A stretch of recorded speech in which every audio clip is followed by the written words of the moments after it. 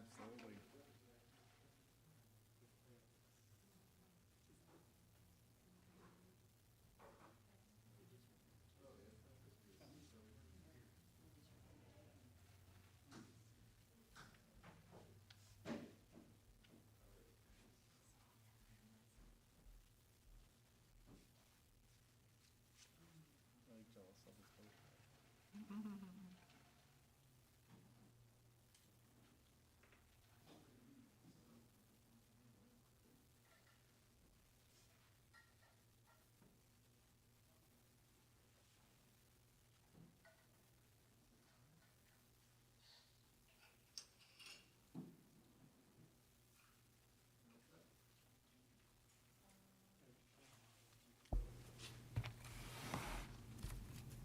Good evening. The hour of 6:30 PM having arrived, actually it's about a minute after that, I will call this meeting to order of the Keene Zoning Board of Adjustment.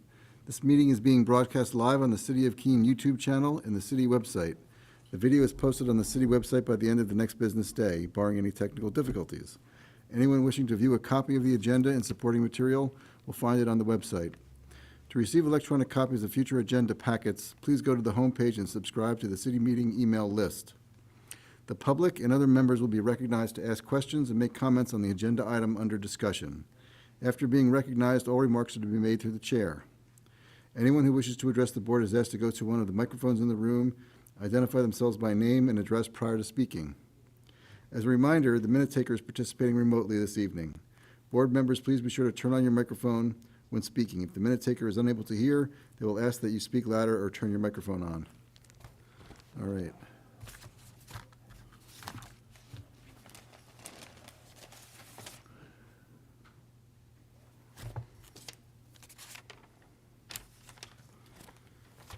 We'll start with introduction of the board members. My name is Joe Hoppick. I'm the chair, and to my left, Jane Taylor. Richard Clough. and we're short 2 members tonight. First order of business is the minutes from June 3rd, 2023. I know Jane had some comments. She sent an email earlier. Do you want to speak to those? Yeah. Okay. Yeah, I sent an email to city staff and Mr. Attorney Hoppick, so just to let everybody know, it wasn't an illegal meeting. I have 3 very minor questions, corrections, suggestions. The first is line 929, which is on page 25 of 191. And I think it's just a verb is missing, so that the line should start off by saying, different properties of how this is discussed.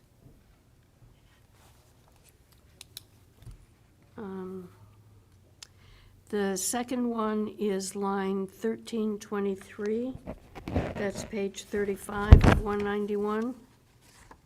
There's a lonely errant T on that line. It says Marlborough Planning Board and T Zoning Board. So either eliminate the T or change it to the, whichever is more appropriate. You said 1323? Yep. It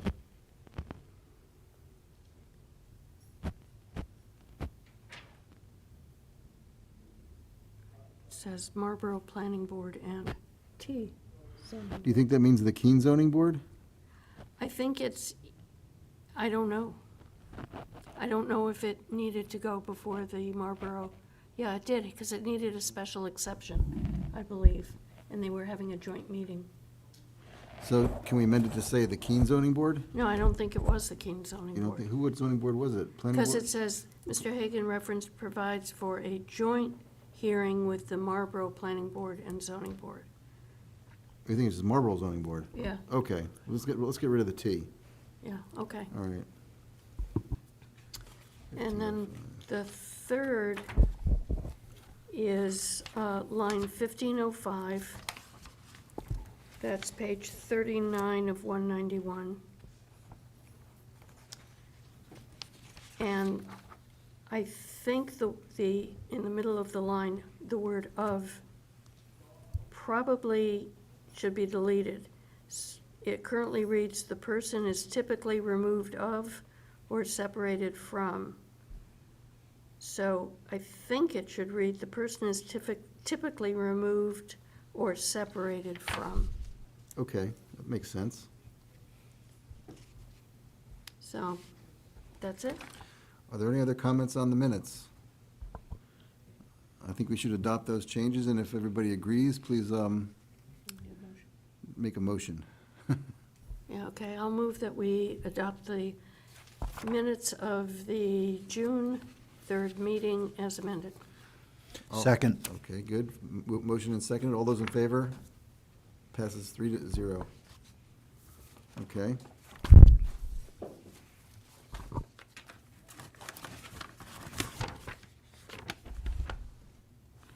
I'm not aware of any unfinished business at the moment. We can go right on to the applications. Now, we have some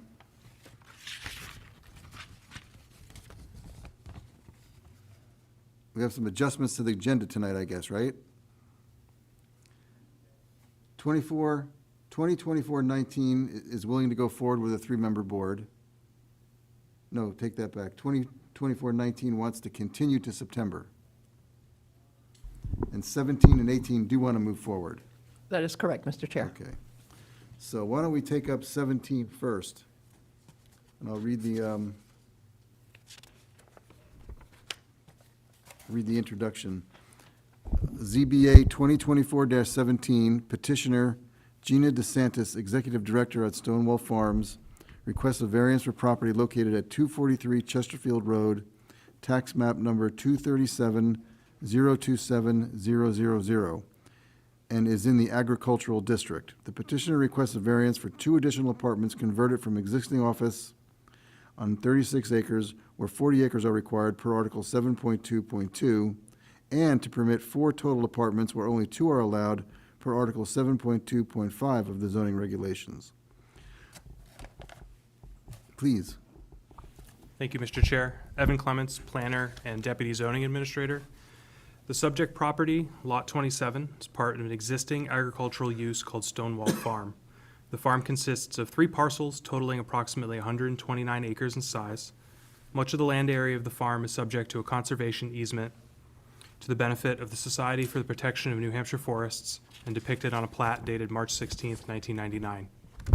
The 2 largest parcels of the farm, Lot 27, which is the subject parcel, and Lot 23, are separated by Chesterfield Road. Grimes Brook is located on Lot 23 and further separates the 2 parcels. Lot 24, also part of the farm, is separated by Chesterfield Road and is located to the south. Subject property is surrounded by the rural zone to the north and west and the agricultural zone to the south and east. The entire farm operation is surrounded by the rural zone to the north, south, east, and west. All uses in the surrounding rural zone parcels are either residential or undeveloped. Archway Farm is located to the northeast and is also zoned agricultural. The 2 farms are separated by the rail trail, which is owned and maintained by the state of New Hampshire for this part of the trail. After reviewing the records of the Zoning Board of Adjustment, no known actions were found for this property.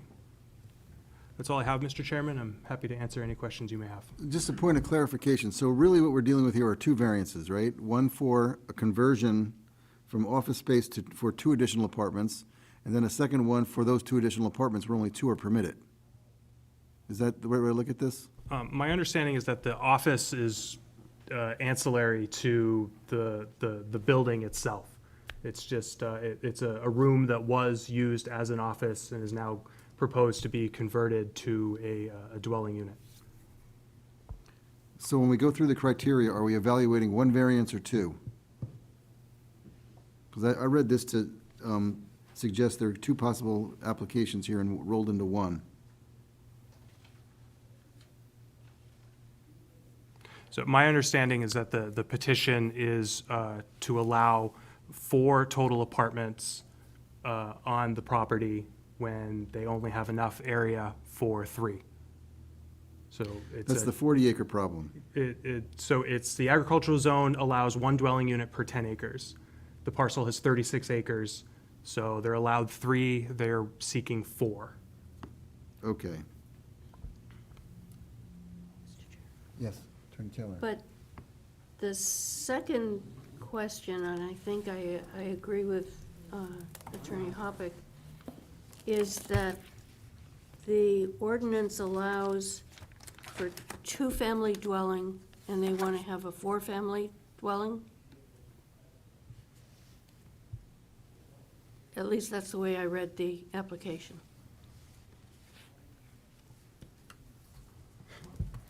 That appears to be correct, Madam Vice Chair.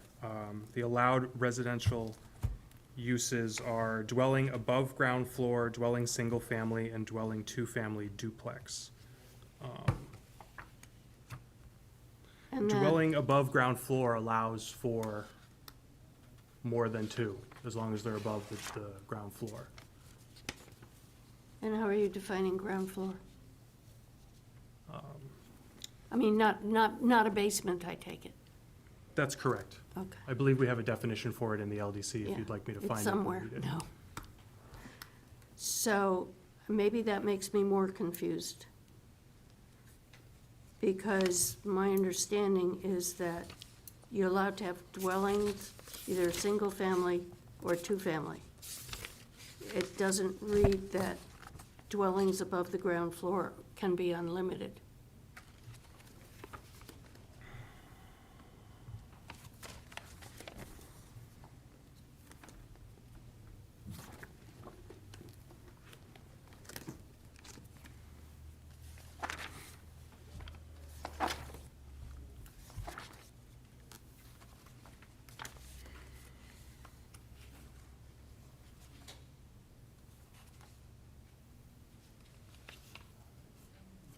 So dwelling above ground floor is a dwelling unit that is located on the second story or higher of a building that is above ground. It is our understanding that the density factor will limit for above ground dwellings as opposed to like a single family or a two-family. I must say, that's a new interpretation. So we allow it in the downtown core, for example. We don't say, we allow dwellings above ground floor in downtown core, right? But we don't set a limit for how many dwelling units a building can have above the ground floor in the downtown core. But that's a totally different zone with different density requirements. Sure, but the definition for the use is the same.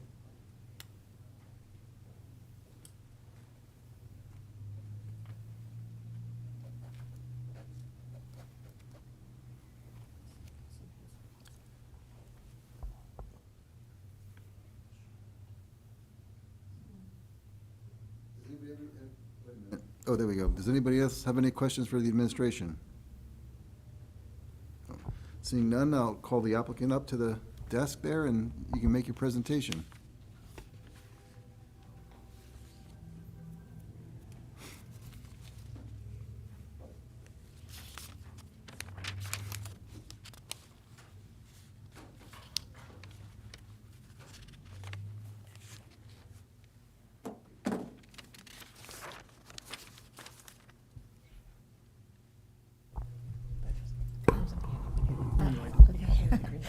Thanks.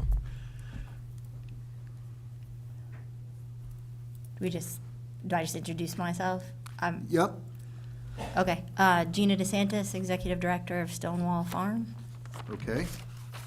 And Pete DeSantis, here for moral support. I did the drawings for the apartments. All right, thank you. Okay.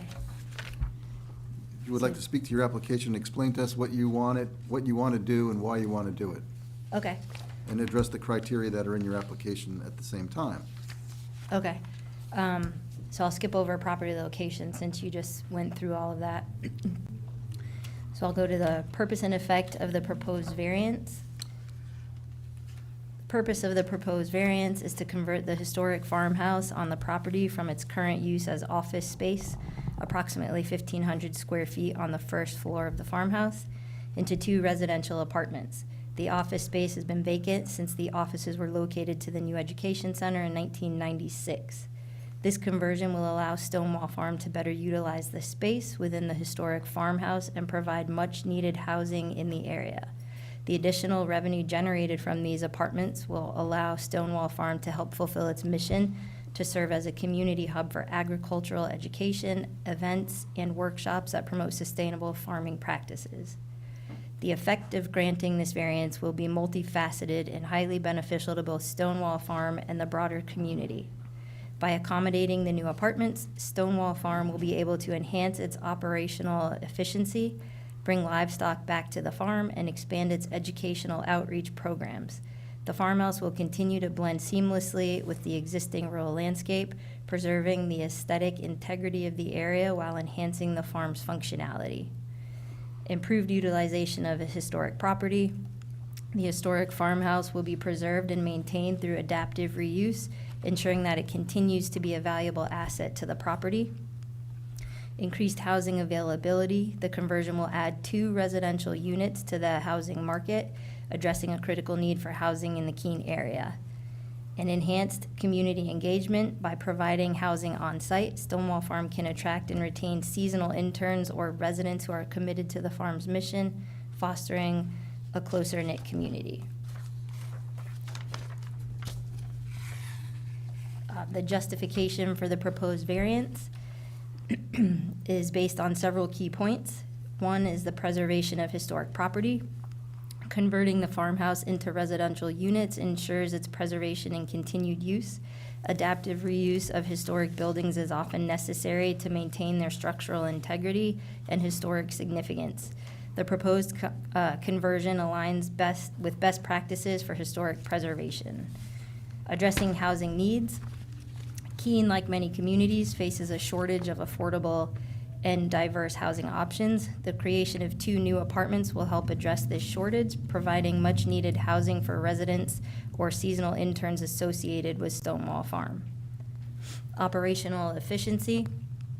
Currently, the farmhouse is underutilized as office space. Converting it to residential use allows Stonewall Farm to make more efficient use of its existing buildings, reducing the need for new construction and associated costs. Community and economic benefits. The additional housing can support local economic growth by attracting new residents to the area. Residents living on site may also contribute to the farm's operations and community activities, enhancing the overall sustainability of Stonewall Farm's mission and programs. The environmental considerations. Utilizing the existing farmhouse for residential purposes is an environmentally sustainable choice. It minimizes the need for new construction, reduces waste, and promotes the efficient use of existing resources. The Stonewall Farm farmhouse represents the more than 2.5 centuries of agrarian history in Keene. The land it sits on can be traced back to Samuel Daniels, who first started farming in 1759. Stonewall Farm is a nonprofit organization, and unlike for-profit businesses or privately owned investment properties, is not motivated by profit. The proposed variance to convert the historic farmhouse from office space to 2 residential apartments is a well-justified and necessary adjustment. It will preserve a valuable historic structure, addressing local housing needs, and support the mission of Stonewall Farm. We respectfully request the zoning board to approve this variance, recognizing the significant positive impact it will have on the property, the community, and the farm's long-term sustainability.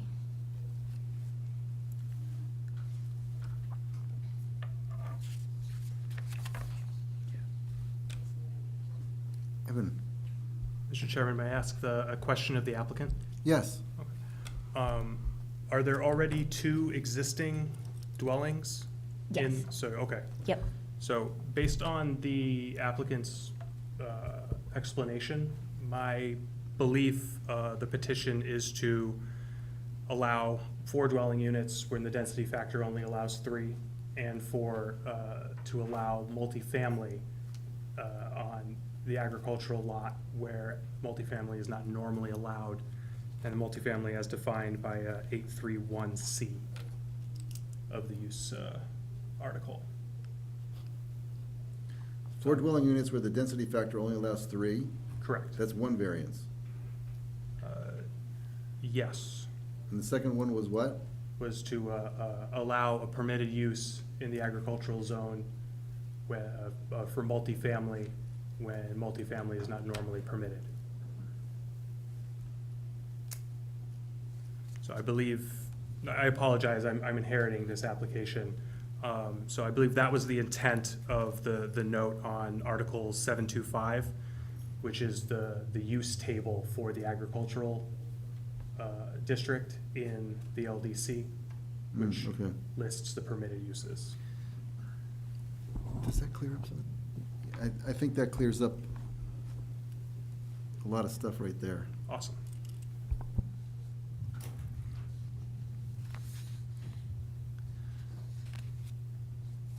I'm a little uncertain, ma'am, about the unnecessary hardship factor. I don't think you really addressed that. That's fine. I can, this is my first time presenting to the That's board. okay.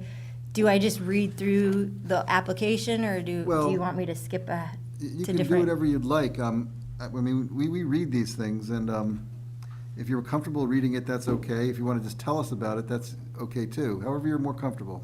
Okay, reading it might be a little bit, a little less We just want to make sure, intimidating. a lot of people don't know what they're doing when they're sitting in your chair, and we try Yeah. to, tease it out of you, so we do have the information we need. Okay, So we can go into the teasing phase in a moment, but give me what you have on unnecessary hardship, and then we can take it from there. okay. Give me 1 second to find what page I put that on. I think it's on, well, you don't have what I have, I don't think. Is that it?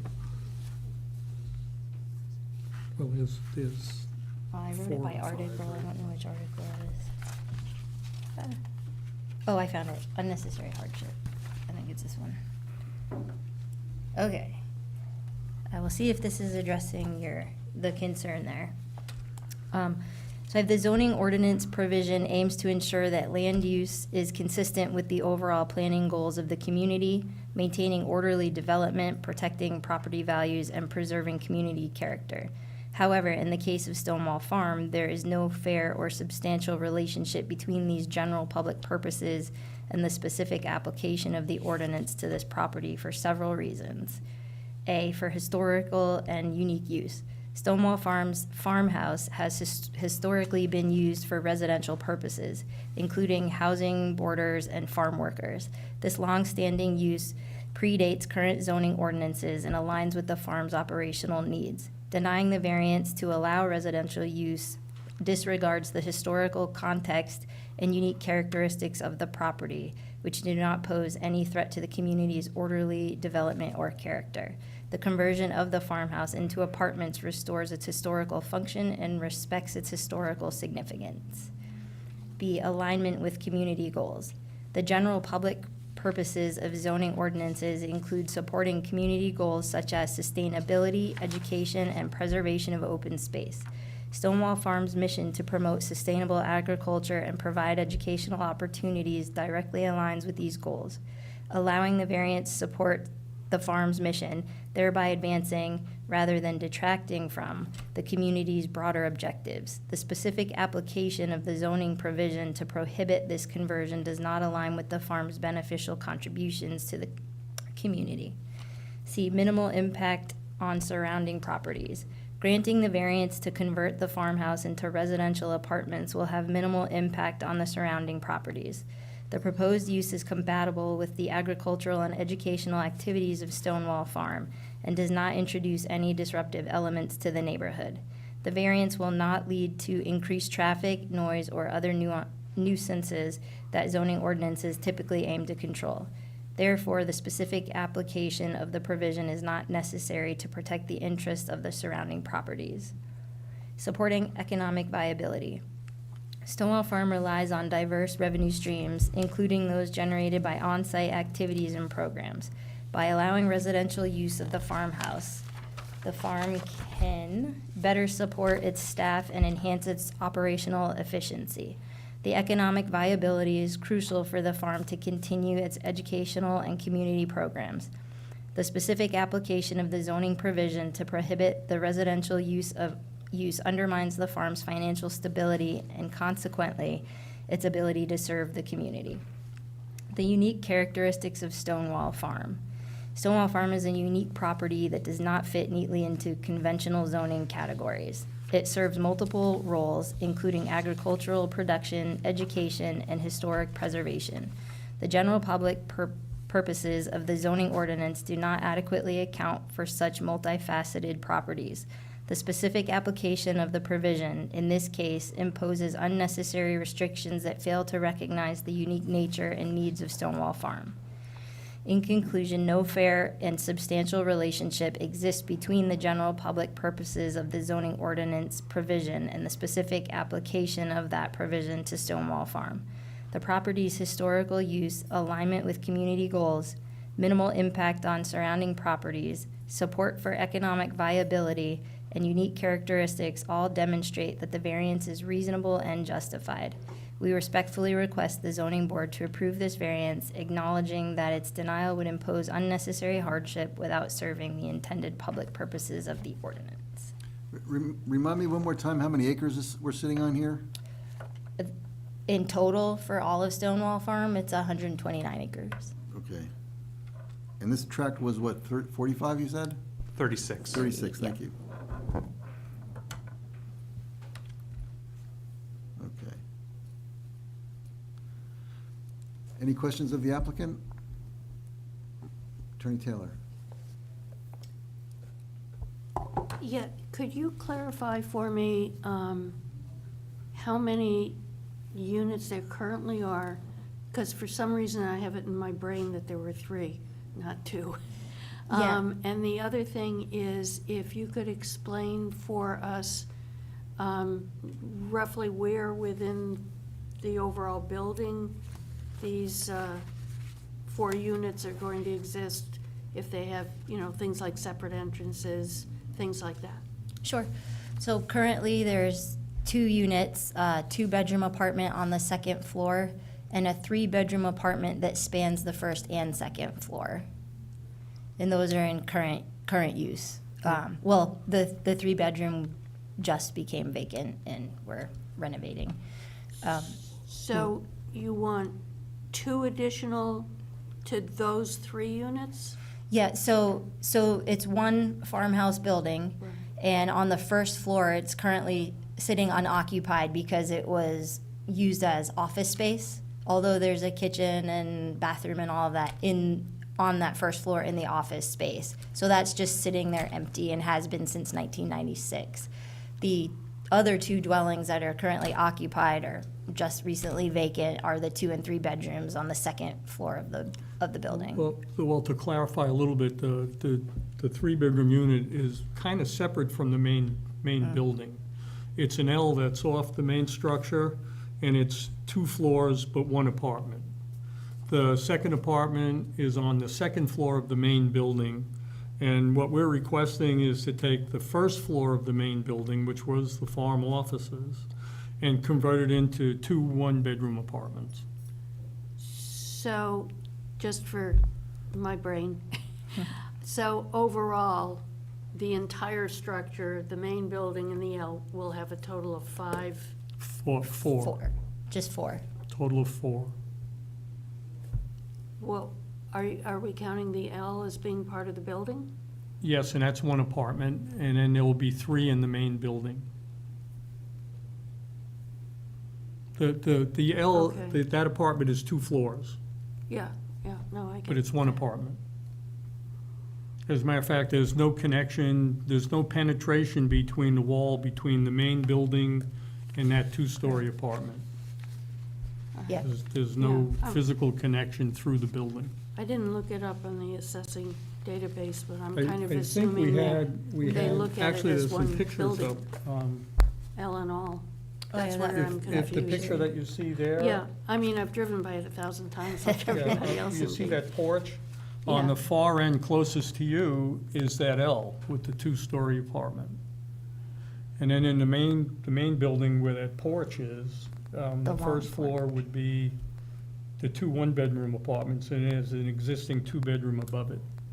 So it would give us a total of 4. I guess it's just a semantics because I'm considering that L as part of the building, so. Well, it is, but Yeah. it's all part of the main of the building, but You can't get to it from the main Yeah, well, building. You that- have to go outside to get to it. I mean, there's no hallway or stairway or anything that Yeah, connects from the other. I think tenants would be upset if you could get to would be. it from Yeah. another I mean, part quite of the often there's a building. hallway that connects everything. Right, but- right. Could you tell me if you've got enough septic capacity for, 5 units in total Yeah. on the property? Yes, I can speak to that. Okay. I used to be a designer, septic system designer, by the way. The system was designed for 7 bedrooms, and that's exactly what we're gonna wind up with. And it's a total of about 900 gallons a day discharge, which would easily take care of 7 bedrooms. And the new apartments will be 2 bedrooms each? One. 1 bedroom each, okay, thank you. We did have, I don't know, I think we submitted some plans, I don't know if you have them or not. Oh, It doesn't mean I can read them well. There's very little construction has to go on in the building to do this, to accomplish it. I think we have to build about 20 feet of wall. I think we close in 3 or 4 door openings, and we have 2 apartments. If they had kitchen cabinets in one.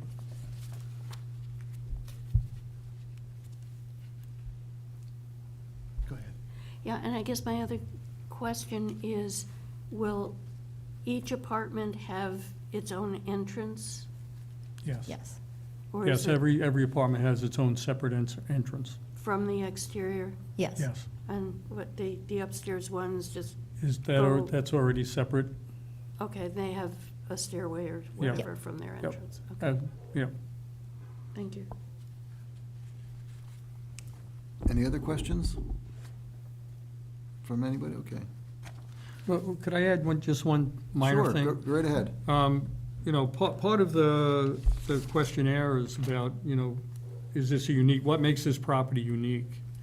And back in, I think, the early 90s, Mike Kidder worked for about 2 years to get a special carve-out in the agricultural zone to have an educational use in that zone. And that's what Stonewall Farm became. So in essence, its existence kind of identifies it as a unique property in the agricultural zone.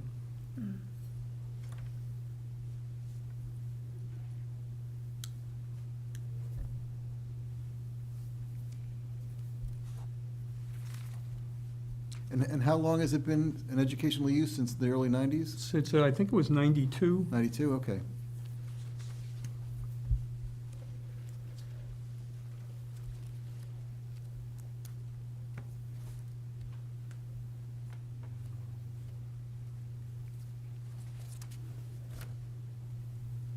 Any other questions?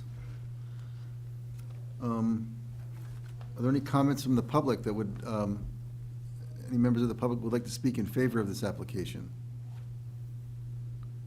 How about anybody who wants to speak opposed to it?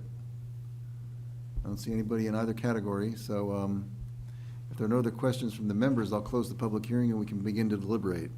And of course, we can reopen, if we have another question, we'll just reopen and address it, but, that happens occasionally.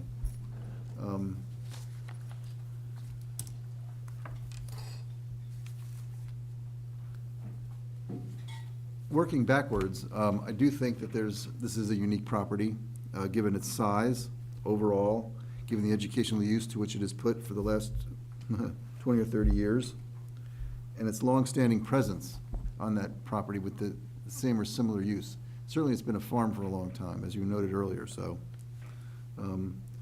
The purpose of these dwelling unit restrictions and restricting multifamily dwellings in agricultural zones is to control density and population size. And I don't see, given those special features, how its application to this property makes sense. So I think that criteria is satisfied, in my opinion. And just as a common sense perspective, I don't see any impact on property values in the area. Number one, because it's going to improve this property a great deal and make it more efficient. That's not going to overflow negatively on anybody else anybody else's property in the area. When I look at the map in your packet, there's really not much there that's close. Now I can't find it, but this is the map I'm talking about. You can see it. So I don't have any problem with that criterion. And the one that always, where'd it go?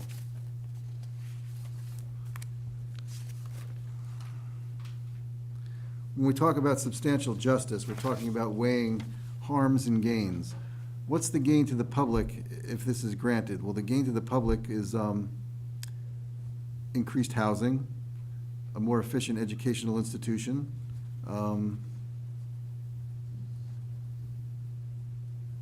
and a place for workers to live, increased housing. I guess it goes back to that same point. What's the harm to you if you can't do it? Well, the harm is the opposite of efficient operation. You have a place that's vacant there that you could rent out. The community needs housing. You've got an idea that it helps. I see this as a gain for you and a gain for the community if it's approved. And that goes, sort of segues into the second criteria. I'm going backwards, I apologize, but it's been that kind of a day. There are two methods for determining whether granting a variance violates the ordinance's basic zoning objectives. This is pretty much black letter. First, whether granting the variance would alter the essential character of the neighborhood.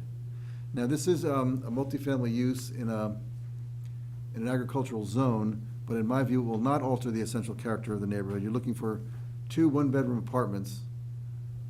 You know, these people may or may not work on your farm. They may be students for all we know, right? They could be anybody, really. So that does not alter the essential character of the neighborhood. And there's nothing about this application that would threaten the public health, safety, or welfare.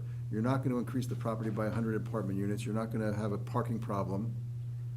I don't see any of that impacting anything here. Fire protection or police protection will not be an issue because you're really not going to change anything on the outside of the place. You're going to convert a large office into 2 small one-bedroom apartments. So I don't see that as an issue.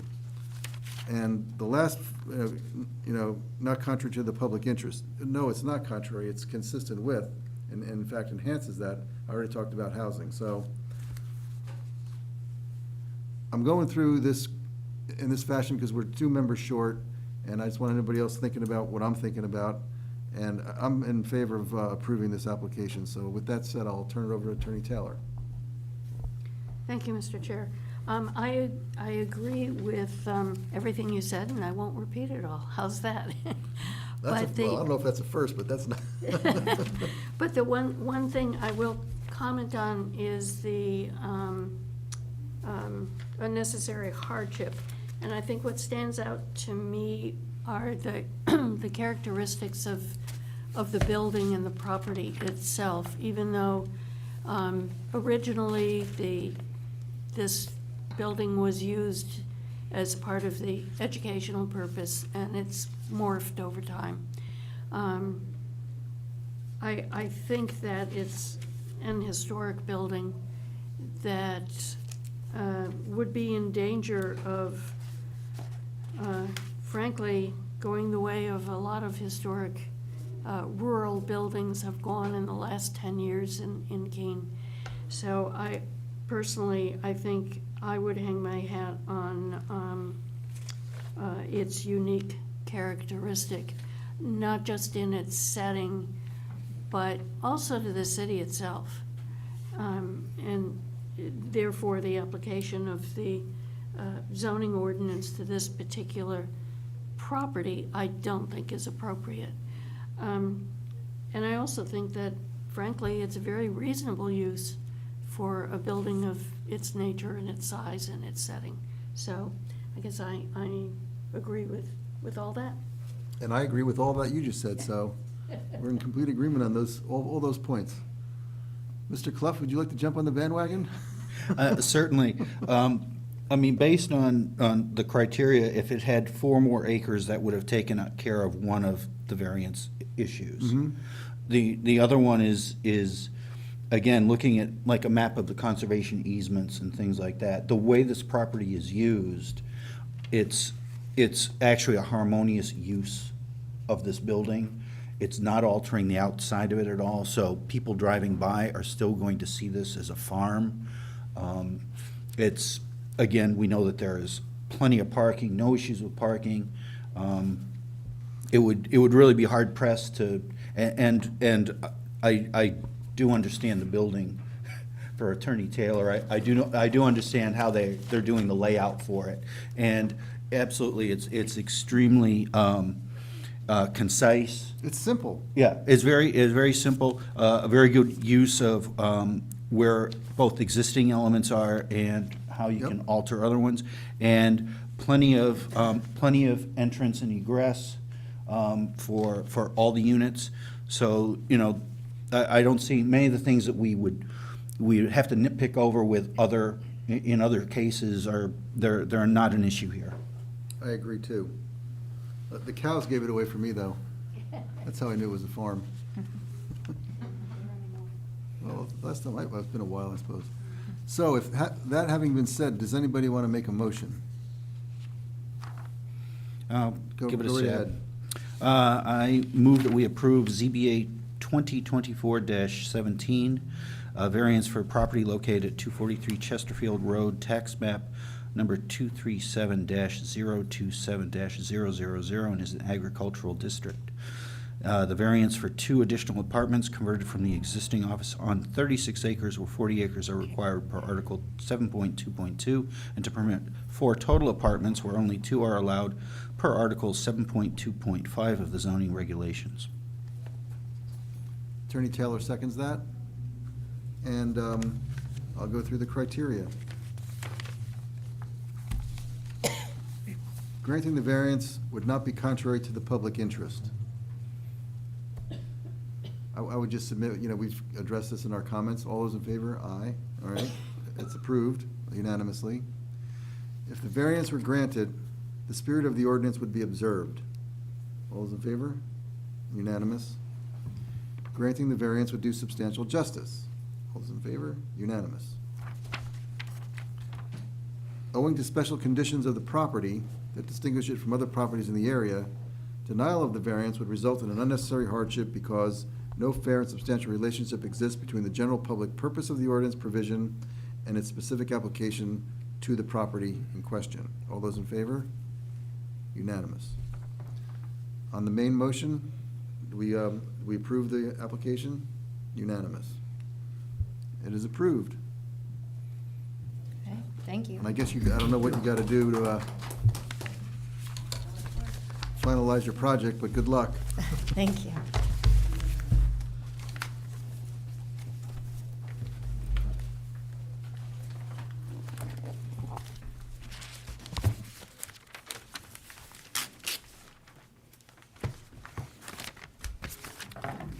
So the next application is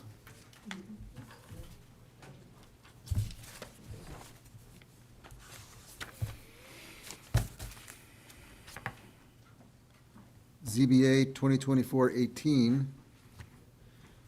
Petitioner Robert Parisi of RK Parisi Enterprises, Inc. of Keene requests a variance for properties located at 78 Railroad Street and 1793rd Street, tax map 574-011-000 and 574-012-000.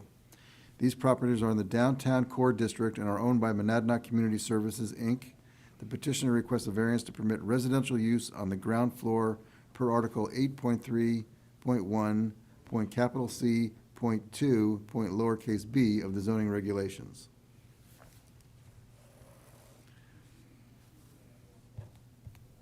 Mr. Clemens, you want to speak to that?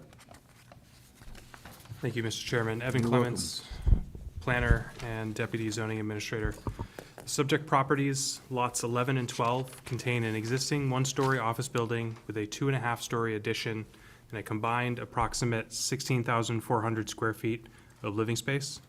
Lot 11 is approximately 0.31 acres in size, and Lot 12 is approximately 0.08 acres in size. The third parcel, Lot 13, contains a parking area with approximately 37 parking spaces that serves the existing office building use and is approximately 0.26 acres in size. The original building was constructed in 1920, and the addition was added in 1989 and sits on 2 lots. Both lots are zoned downtown core, which permit residential as long as the dwellings are located above the ground floor. The property has street access from Railroad Street to a parking area located on the east of the building. The subject properties are surrounded by downtown core to the north and west. The downtown edge district abuts the properties to the east, and the downtown growth district abuts the property to the south.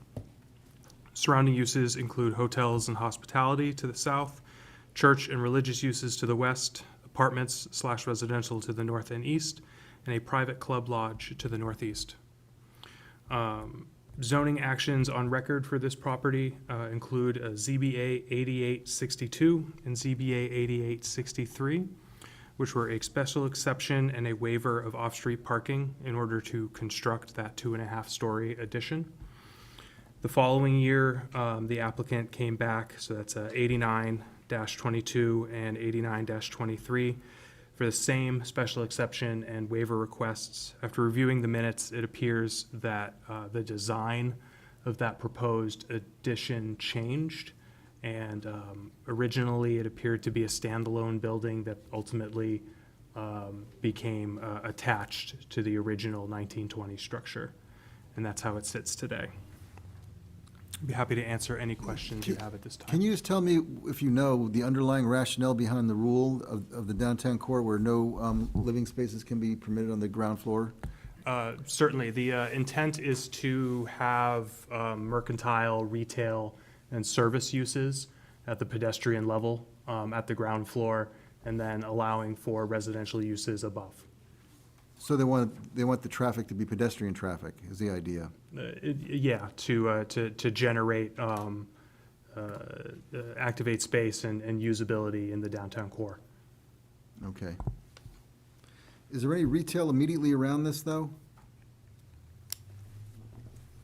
I'm trying to, I did drive by the other day, and I'm not thinking of any, but I know you Yeah. talked about it in a private club there, but, So the office building is parallel with Community Way. yep. So you go right into the railroad land, and you've got the co-op down there, and then Railroad Street moving westerly towards Main Street. You have the Wells Street parking deck. To the west of that is a condo building where the first floor is off-street parking. And then as you get to the intersection of Railroad Street and Main Street, you've got first floor retail and services at 64 Main Street. And I believe there are condos above there. And then directly to the south of that, you've got the building where the local burger is and the, But there's no retail within 200 feet of this building, right? Give or take? Just the co-op, okay. yeah, I think that would be fair to say. All right, that's, I'm just trying to get that sort of postage stamp area idea. Anybody else have any yes, Attorney Taylor? So another question, just for background, and you may not know the answer, but this is 3 parcels. And given the status, the ever-changing status of the merger laws, do you have any understanding of why lots 11 and 12 weren't merged? I do not have any Okay. knowledge as to why those Yeah. remain separate parcels. It just seems a little strange because the building straddles the parcel line. So I didn't know if there was any background. Yeah, not that I could figure out. There's no setbacks or impervious surface setbacks in downtown core, so it doesn't propose a zoning irregularity. Thank you. All right, no other questions for Mr. Clemens? We'll go to the applicant. Please introduce yourself, and you have the floor. My name is Robert Parisi. Yeah, my name is Robert Parisi from RK Parisi Enterprises, and we are looking to help create housing out of superstructures or underutilized properties. And this property, you know, we really feel compelled to use this first floor if possible for, limited access or accessibility apartments, since we have handicap parking and it's close proximity to other things, like the co-op or like downtown, and the doors are all set up, or the property is very well set up for ADA, being that it was MFS owned and operated. So we felt compelled that if we had the opportunity to make units available there, that it'd be a great thing for the community. Do you want me to read down some of the items, or? Review the 5 criteria with us, sure. So. Whatever you'd like. Yeah, I mean, the first item would be, granting the variance would help because of the need of housing, and because the downtown, really doesn't have a lot of handicap accessible housing, or where handicap spots are close to the units. Like, to my knowledge, it's pretty rare to have, where they could actually have regular handicap spots, push button doors, accessibility like that. The property, we feel like, within that market, as you guys mentioned, there's not a lot of other retail, or there's not, this is more of a residential area. The substantial justice, like if we are able to do this, rather than just having more office in a sea of office, there's not a lot of easy access apartments for people that have mobility issues, or we were going to kind of create, something that has accessible kitchen and baths, and that's, kind of handy for people that, don't get those things in other apartment offerings. And, let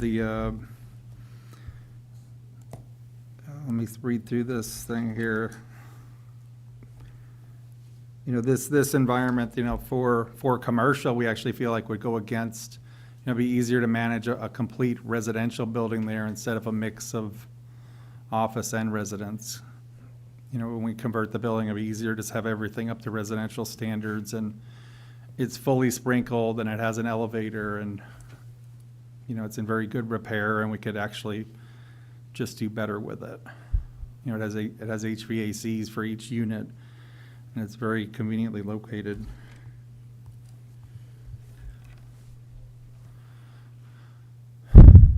Oh, sorry.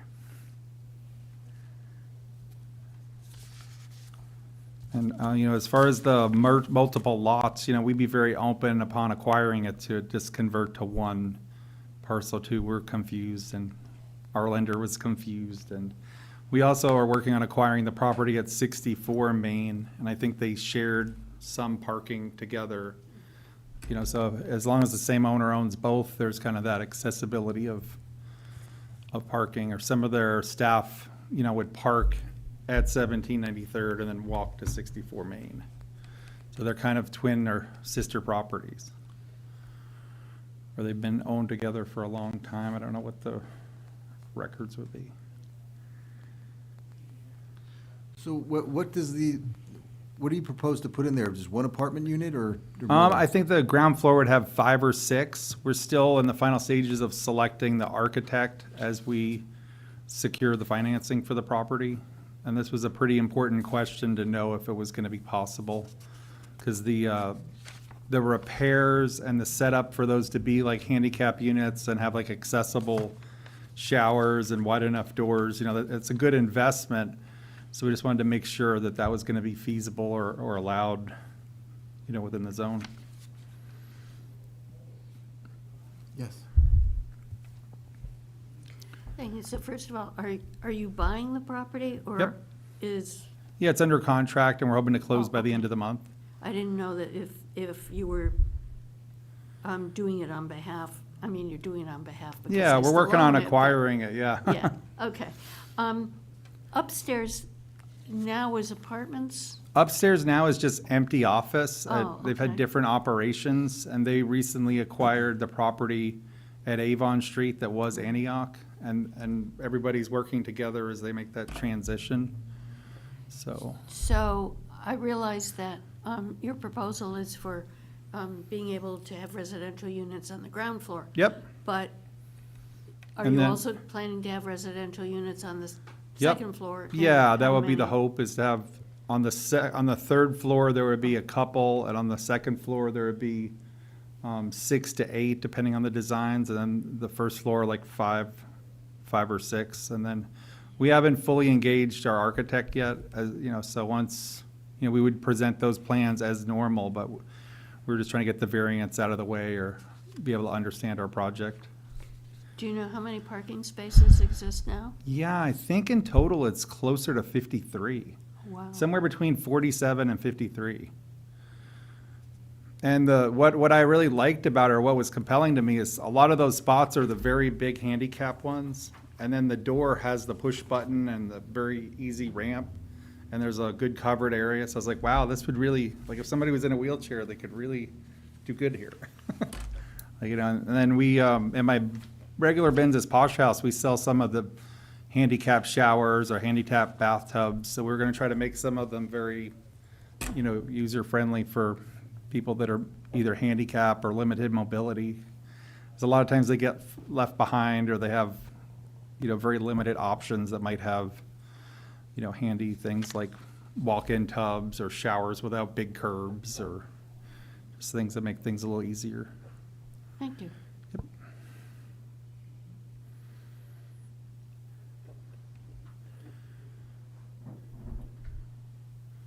And we know this property's been empty for a long time too, so we'd really like to see it get fully used.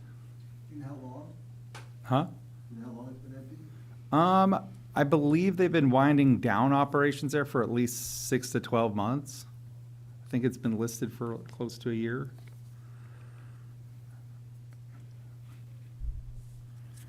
And I mean, that's the thing we worry about too, like, you want to see these type of things. It's a good structure and it's healthy, and you'd like to put it to good use, And it's within 200 feet of the co-op, so if somebody lives there, they got a good place to eat. Or downtown.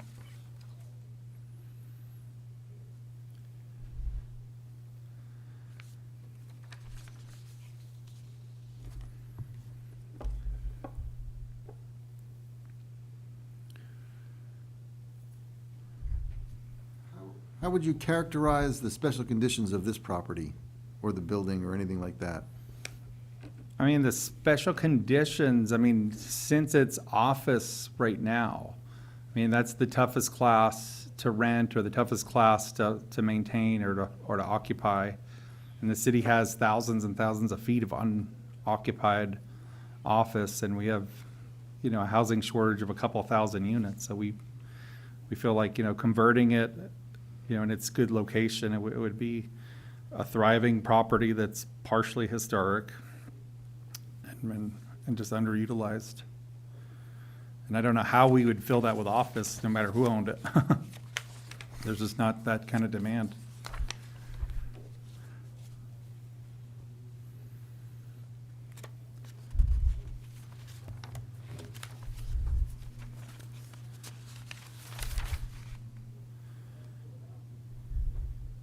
And definitely, it has the elevators, it has the sprinklers, it has HVAC units for each, suite for climate control, and, some of the plans, we're hoping to modernize it with maybe some solar or some other things to make sure the property's in top shape. And being that we don't have to build a brand-new building from the ground up, we could still keep it, reasonably affordable. Because the cost of that structure alone from the ground up is probably double of what the purchase price is, so.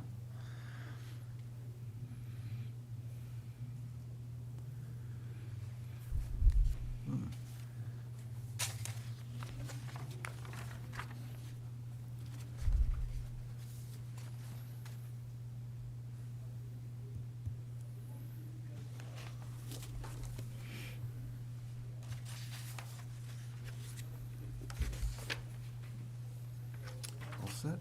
Any questions? from the members present?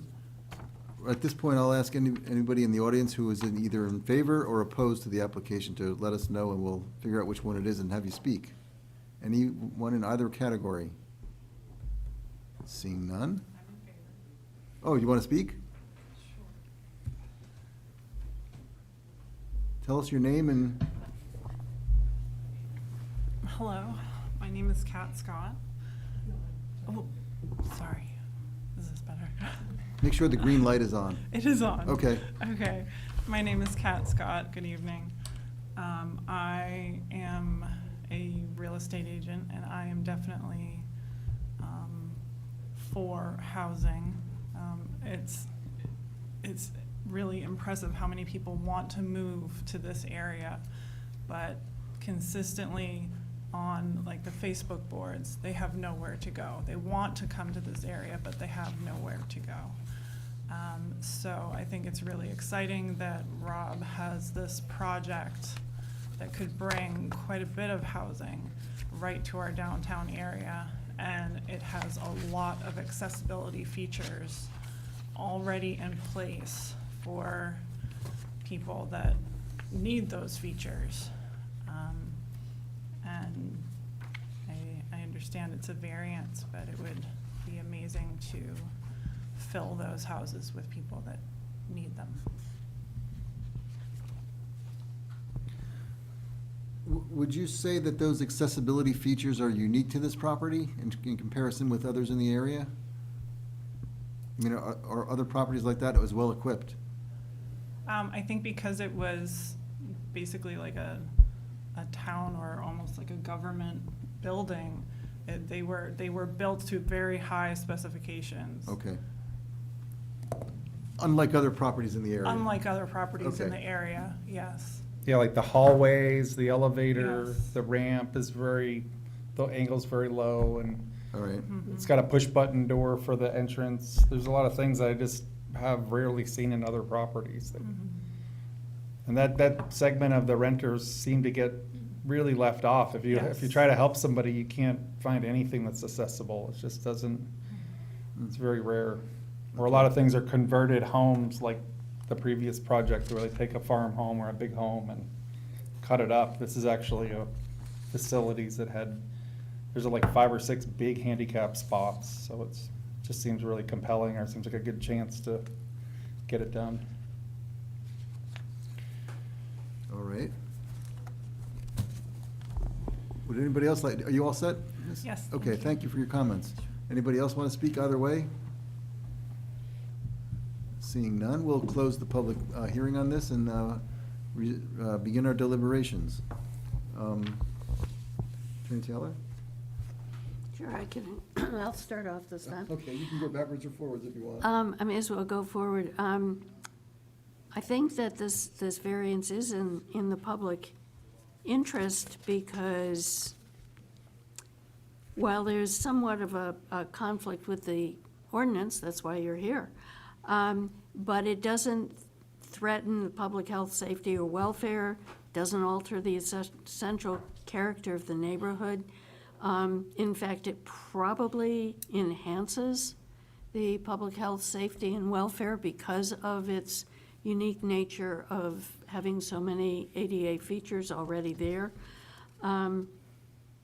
So I think it is in the public interest, and I think it does uphold the spirit of the ordinance, not necessarily for this particular downtown core, but for the overall downtown district in having more residential dwelling units that are accessible to the downtown.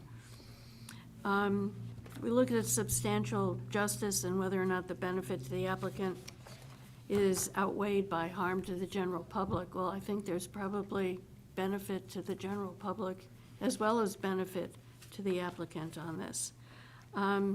Values, well, you don't get much value from a vacant building. But it's similar in residential nature. As a matter of fact, when I looked at this and looking at the maps, I was kind of amazed at how much residential property there is right there within, the 2 or 3 block area. So I don't think it's going to hurt values, even though we haven't heard, just from my experience, even though we haven't heard any specific testimony on it.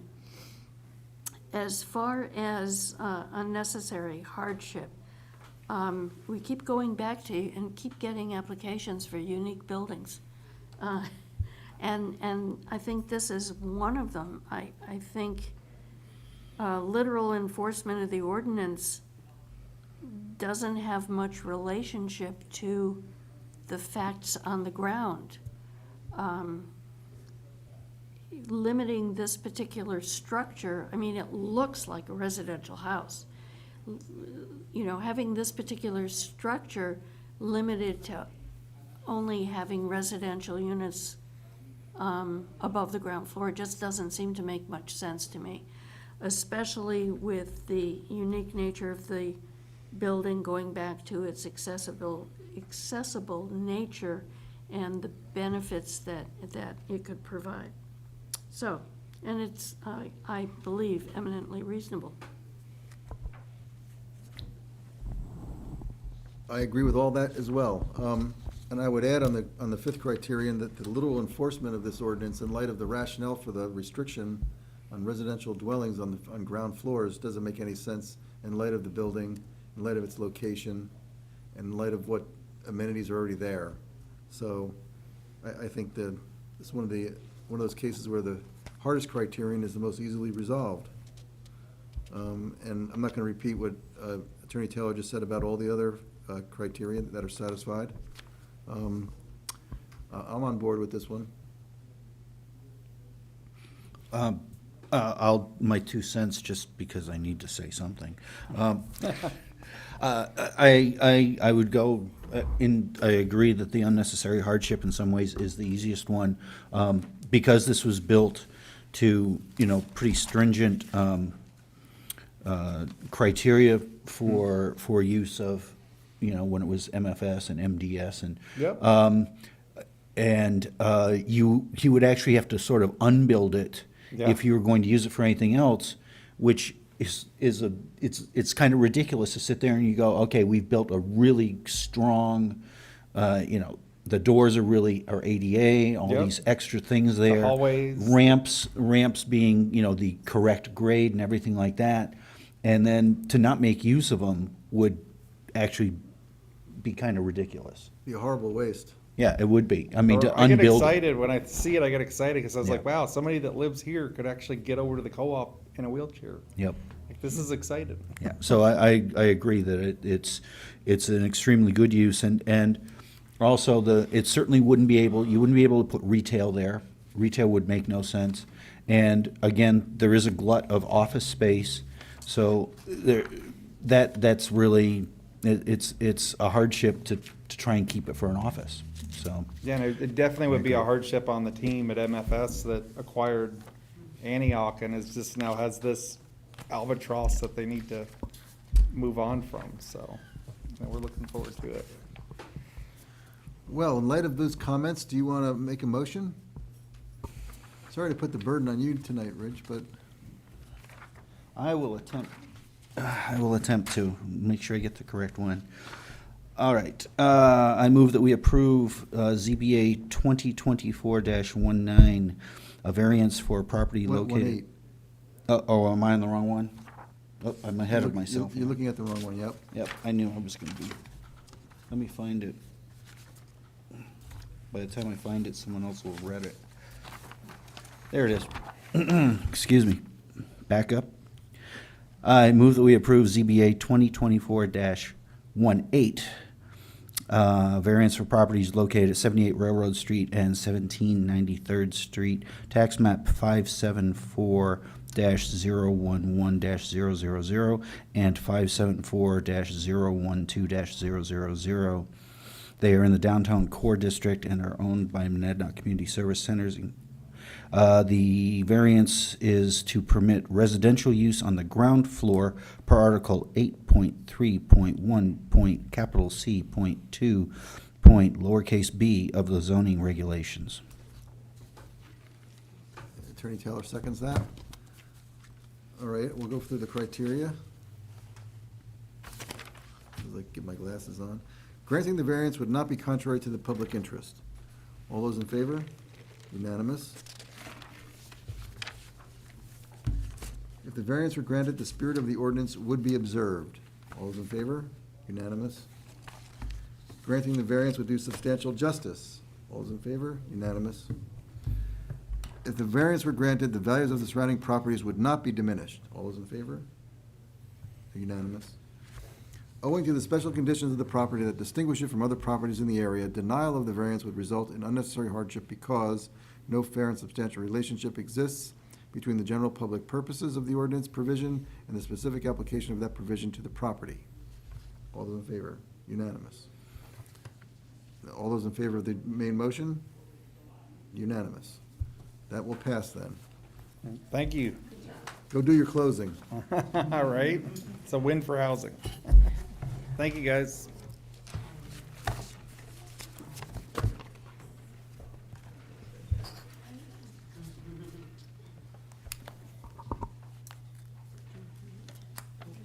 Thank you, guys. Yeah, I think we better do that. All right, so Corinne, let's make sure I get this right. Number 19, 2024-19 is going to be postponed till September. So we'll open it up and we'll move to continue it. And then the other ones, what happened with the other ones? I can't act on them anyway, but, Yeah, so the last three, we can't act on them, so we're going to see if we can do a special meeting for them this month, or we're going to have them come to September, and we're gonna have to renotice them. okay. You all know that I'm out of that one. Yes. Okay. Attorney Taylor?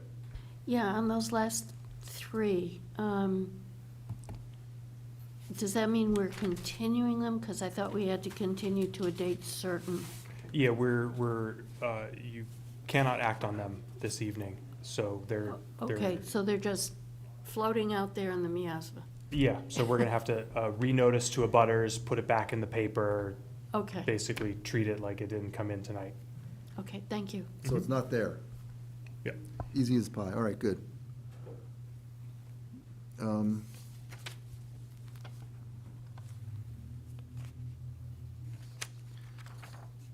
With respect to ZBA 2024-19, Timothy Sampson of Sampson Architects PLLC requests a variance for property located at 143 Main Street, tax map 584-061-000. This property is in the downtown core district and is owned by 143 Main Street LLC of West Swansea. The petitioner requests a variance to permit a two-family duplex where it is not permitted per Table 4-1 of the zoning regulations. Now, how do you want to introduce this? They've asked this matter be reset for a 4 or 5 member board preferably.